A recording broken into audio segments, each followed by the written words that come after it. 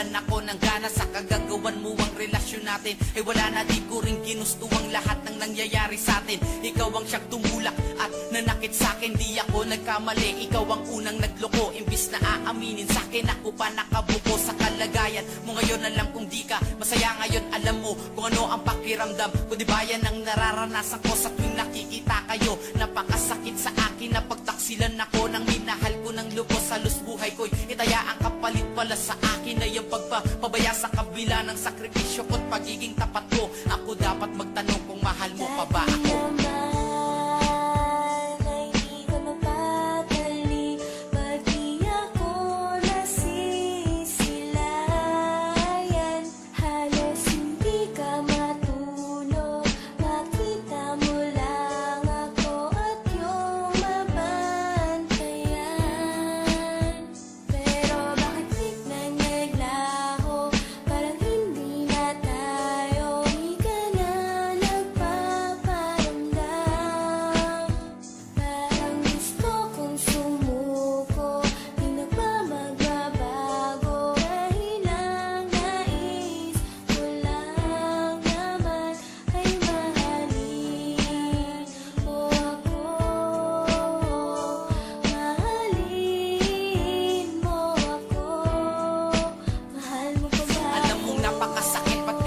Sa akin yun, pero huli na ang lahat, kaya wala na sa akin yun. Hindi na dapat pahabain pa at di na pag-usapan, tindi ng sakit. Pinain mo ang puso'y sinugatan, pinuputol ko na ang mga namamagitan sa atin. Huwag ka na magmakaawa at desisyonan na natin ang katapusang ayoko na. Dahil ito ang dapat, tao lang naman ako, nasasaktan, walang atima. Normal lang lahat, ibig sabihin totoo ako, minamahal kita. Pero bakit ginago mo ako? Ayoko sanang matatapos ang lahat sa ganito. Paalam na